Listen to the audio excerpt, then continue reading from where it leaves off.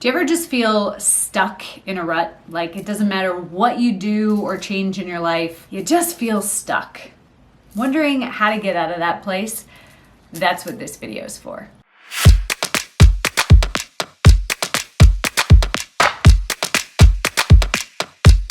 Hi, my name is Tiffany Toombs. I'm a high-performance mindset coach that has worked with thousands of people across the world to help them create the life of their dreams. And I'm also somebody who for a very long period of time felt like I was just going through the motions. I'd wake up every morning and think, oh, I have to do all the same things that I did yesterday. And I was just stuck in this rut of doing the same thing over and over and over again. And wondering, is this all there is? So that's why I'm so passionate about sharing this information about how you can get out of the rut that you're in.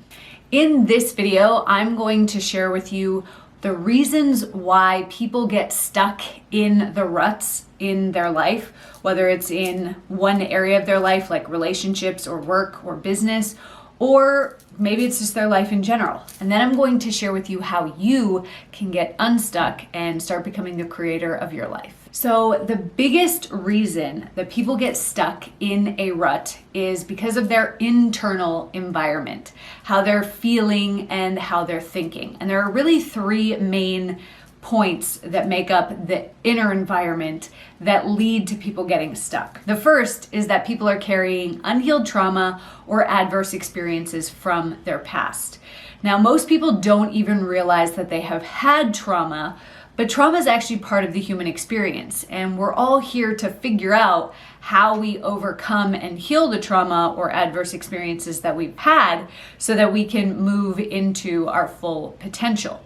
When we're carrying around this emotional baggage, it starts to bleed and leak into all areas of our life. It changes how we show up in the world for ourselves and with other people. Oftentimes I hear people say things like, but I just am a perfectionist, or but I am just indecisive. This is just how I was born. The reality is, it's not how you were born, it's how you adapted to experiences that you had in your life when you felt you either wouldn't be safe or you wouldn't be accepted. And so we take on all of these false personality traits and these false identities, and we convince ourselves that's just who I am.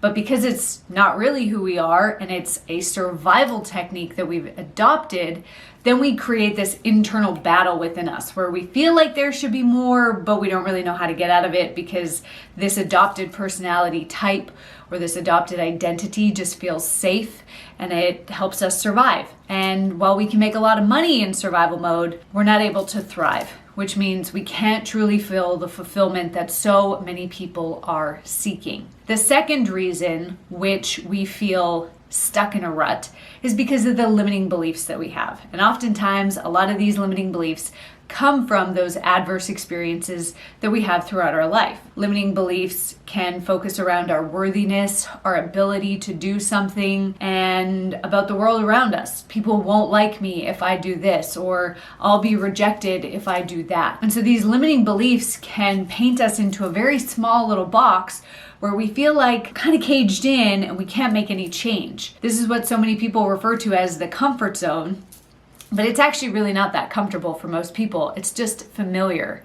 If you're in that comfort zone, you know what to expect and what you're going to get out of your day to day, but you don't actually have the ability to break out because it feels like you're completely betraying yourself, and it feels so foreign and uncomfortable that most people end up retreating back into their comfort zone. Finally, the last reason why people feel stuck in a rut is because they memorize their state of being. What does that mean? Well, every time we have a thought, that thought causes our body to release a hormone. That hormone causes us to experience a feeling or an emotion, and that feeling or emotion causes us to have another thought. Now, when this happens over and over, when we have the same thoughts over and over, which for most people, they experience the same thoughts 95% of their day. Only 5% of the thoughts that people have every day are new. So we tend to be stuck in the same thought patterns, thinking about the same things. A lot of the things that we think about are based on our experiences, what we learned in the past, or judgments, or things that we were told in the past. And so a lot of what we're thinking every day in the now is actually anchored into the past, which means we create a state of being. And it's actually a biochemical state of being because our hormones are involved now. We get used to being in that state. Now, what happens when the body is constantly producing the exact same hormones and we're getting the exact same feelings is the body recalibrates itself and it sets itself to a new default mode. So think of the feelings that you feel most often as being your thermostat. Your body gets used to having a certain level of the hormone that causes that feeling. Now, in my house, if I have my thermostat set to 70 degrees and the temperature drops outside to say 45, what's going to happen? My furnace is going to kick on and it's going to bring the temperature back up to 70 degrees. Likewise, if I start making change in my life, so now I'm no longer thinking about all my problems and all the things that have gone wrong in my life, and instead I start focusing on what I want and I start taking action, that stress hormone level or those negative hormones that have been causing the negative feelings start to drop. And so there's a part of the brain called the hypothalamus, which will actually kick on like our furnace does and say, hey, we're not getting as much of this hormone as we normally have, and it brings it back up. This is why a lot of people feel helpless to change, is because we have to actively start to notice these patterns, and it becomes a consistent practice to move ourselves out of that state of being. We have to memorize a new state of being, which basically is to say we have to hack into our thermostat and we have to change the settings on our thermostat to be aligned with where we want to go instead of with how we felt in the past. Before I share with you the other major way that people get stuck in a rut, I want to hear from you. Which of these 3 internal environment reasons do you feel like is keeping you in the rut that you're in? Go to the comments below and let me know. So we've talked about the internal environment that creates a feeling of being stuck in a rut, but our external environment can then compound what we're feeling internally. And our external environment means our daily habits and routines. It means the friends and the family that we surround ourselves with and the things that we most commonly do. Now, all of these directly impact the internal environment. So it's the internal environment that we most need to change if we want to get out of this rut. But we want to be aware of how our external environment is going to encourage us to stay in that rut. Now, you've likely heard the saying that you're the average of the 5 people you spend the most time with. And to a degree, this is true. It's not just the 5 people, but it's your overall environment or support group that you spend time with. Doesn't have to be physical. It can also be people that you talk to on the phone a lot, that you communicate with via text or through Messenger or through other social media platforms. But the people that you surround yourself with, you become the average of them. You also make up their average. So when you go to start making change in your life, you start to raise your average, which inadvertently pulls their average up. To think of this another way, you step outside of your comfort zone, but you're doing it willingly, knowing what to expect, knowing there's going to be some discomfort there.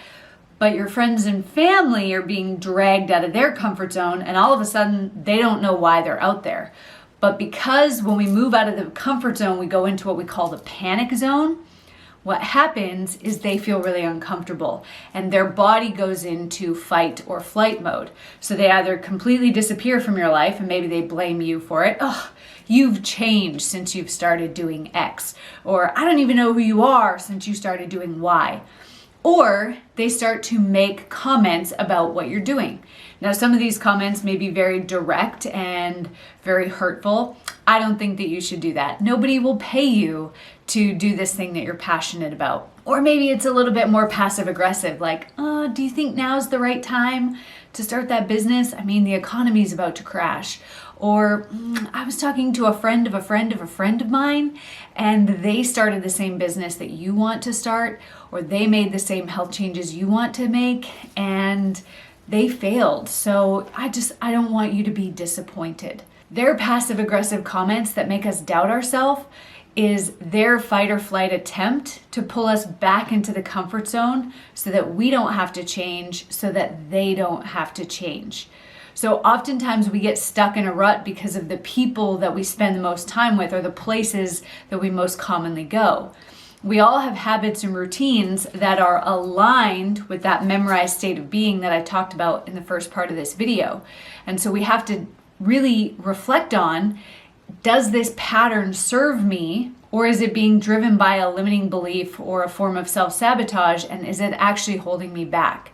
And we have to be willing to be uncomfortable and to make those changes, which means we may have to let go of some of the people that we're used to spending time with. It means we may have to let go of some of the routines and the things that we're used to doing that we just do on autopilot just because it's natural and what we're used to.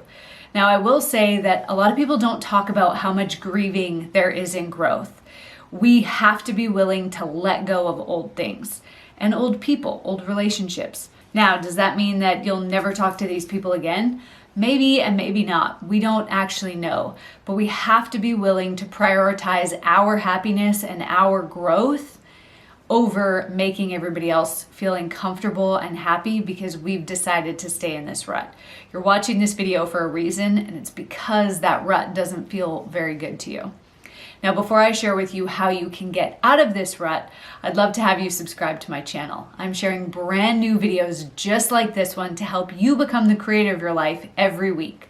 So all you have to do is go ahead and click that subscribe button below and like this video while you're there. So now that we know why we're stuck in this rut, how do we get out of it? There's a couple things that we need to do. Firstly, we need to fix the inner environment, which means we need to get honest with ourselves. And growth requires a level of honesty that most people aren't ready for. We have to be willing to take total ownership for our lives and recognize that our life is the way it is because of the choices that we've made. We are the common denominator to everything that is both bad and good in our lives. Now, I will just put a disclaimer. If you've been abused, that does not mean it was your fault. It does not mean that you asked for it in any way, but it does mean you have a responsibility to heal it so that you're not perpetrating and carrying that wound with you forever. So when we start to recognize, hey, I play a role in everything in my life, in all of my failures and all of my mistakes and all of my upsets, I play a role, but I also play a role in all of my wins and all of my successes and all of my accomplishments, which means that we are the most powerful creators that there are. There is a difference between responsibility and blame. Blame is the old pattern that keeps you stuck. I'm so dumb. Why did I do that? I'm such an idiot. I'm unworthy.